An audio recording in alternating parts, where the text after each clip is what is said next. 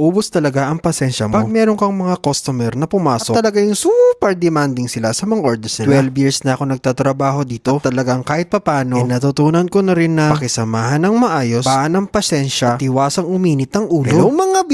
Ako nga pala si Komi, inyong masayahing florista dito sa Saudi Arabia. And for today's bulaklak series, pumunta pala si customer dito sa shop. Nag-request nga siya na lagyan nga namin ng bulaklak itong vase na binili niya dito sa shop. Naglagay na pala ako ng sponge. Binalutan ko na rin ito ng masinjana. Unang reklamo. Sabi ni customer na, bakit ko daw binalutan ng masinjana yung sponge? Sabi ko, para hindi makita yung sponge, ma'am. Kaya nga binalutan eh. Ako sa isip ko lang yun mga bakit hindi na lang daw yung ruskus ang linagay ko dyan? Hindi pa pwede. Makikita pa din. O habang dinalagay ko nga tong ruskus mga bi, talaga sila mapakali dito sa aking ginagawa. Kasi nga gusto nga talaga nilang tanggalin yung masinjana na yun mga bi. Sabi ko, madam, either natatanggalin natin yung masinjana or balutan natin yan na plastic na kagaya ng friend mo. Huy, charot. Wala na lang talaga. Actually mga bi, nag-demo pa ako na sponge na walang masinjana. Yun nga. Ayaw kasing maniwala. Ito nga sinasabi ko mga bi. Ayaw nila. Pero pwede naman natin i-explain sa kanila. Ito na nga mga bi, naglalagay na pala ako ng mga baby roses. At ito pala ang napili na bulaklak ni madam. So ito na nga, pangalawang reklamo.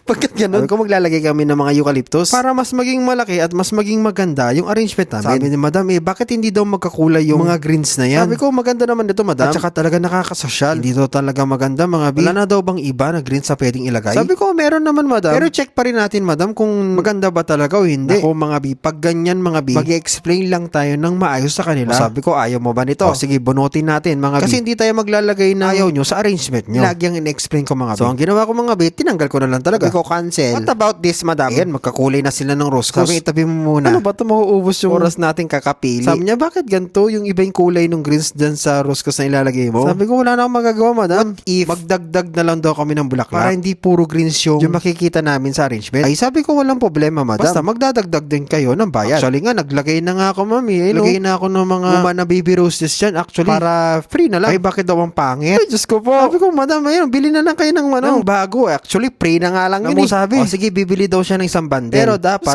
ano ba yan? Yung handwork daw ng bibili niya, wala na daw. Hindi na daw babayaran. Kasi nga handwork na daw yan. So, yun na nga mga bumalik ulit kami sa roscos. Sabi ko, maganda naman ito, madam. Nagtitipid kaya, siyempre, tipid din yung design. Ito na nga, tinutulungan mo na nga sila. Mapaganda itong arrangement niya. Wala naman tayo magawa. Gusto pa nga palakihin. Sabi ko, madam, wag kang, ayan, nahabaan ko na lang talaga yung pasensya dyan, mga sabi ko, wala namang problema. Lalagay pa tayo ng mas maraming greens para mas lumaki. Kulang nga daw ng bulaklak, kaya dagdagan pa daw ng bulaklak. Sabi ko, bumili ka ng bulaklak mo, madam. Diyos ko, puro din. Yun ang naiisip ko mga bili daw siya ng isang bundle ulit na baby rose. Tapos siya na lang daw yung maglalagay. At ang gusto niya mga lagay niya na mismo sa shop. Bawal yun madam. Sabi ko na lang na lang siya. Tapos pagdating niya sa bahay, siya na lang maglagay. O yun, nagkasundo na kami. Anyways mga bi, papanawin na satisfied naman yung customer natin. Yun na nga. Kung total, balik pa daw sila. Wag na ma'am. Tsara lang mga bi. Thank you so much. Haba ng pasensya ko ne. Ako ewan ko na lang talaga. Masaya yung florista pa ba?